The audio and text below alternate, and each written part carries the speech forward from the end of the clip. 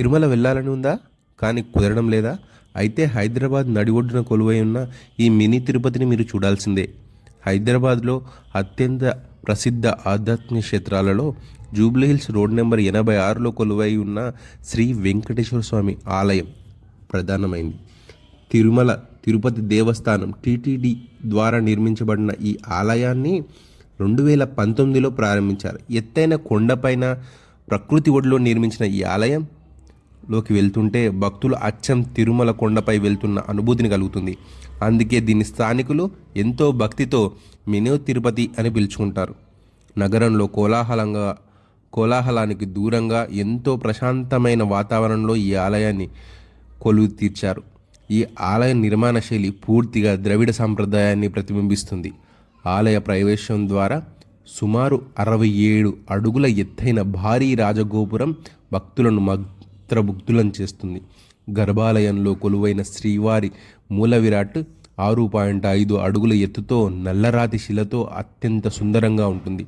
తిరుమలలో నిర్వహించే సుప్రభాత సేవ, తోమాల సేవ, అర్చన మరియు ఏకాంత సేవ వంటి అన్ని వైదిక కార్యక్రమాలను కూడా ఇక్కడ అదే నియమనిష్టలతో నిర్వహిస్తారు.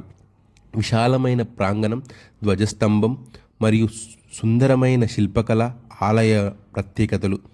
భక్తుల సౌకర్యార్థం ఇక్కడ అనేక వస్తువులు కల్పించబడ్డాయి. తిరుమల నుండి నేరుగా తీసుకొచ్చిన శ్రీవారి లడ్డూ ప్రసాదం ఇక్కడ కౌంటర్లలో విక్రయించబడుతుంది. అలాగే ప్రతిరోజు మధ్యాహ్నం 12 గంటల నుంచి భక్తులకు ఉచితంగా అన్న వితరణ జరుగుతుంది. ఈ ఆలయం ప్రతిరోజు 5 గంటల నుండి మధ్యాహ్నం 2 గంటల వరకు మరియు తిరిగి సాయంత్రం 4 గంటల నుంచి రాత్రి 9 గంటల వరకు భక్తుల దర్శనం కోసం తెరిచి ఉంటుంది. వీకెండ్ మరియు పండుగ రోజుల్లో ఇక్కడ భక్తుల రద్దీ ఎక్కువగా ఉంటుంది. కాబట్టి అలాంటి సమయాలలో ఉదయమే వెళ్ళడం చాలా ఉత్తమం. అన్ని వివరాలకు టీటీడీ అధికార వెబ్సైట్ని కూడా సందర్శించవచ్చు. చూడ్డానికి ఎంతో అద్భుతంగా ఆలయాన్ని చూసినప్పుడు మనం తిరుపతి వెళ్ళిన అనుభూతిని కలుగుతుంది.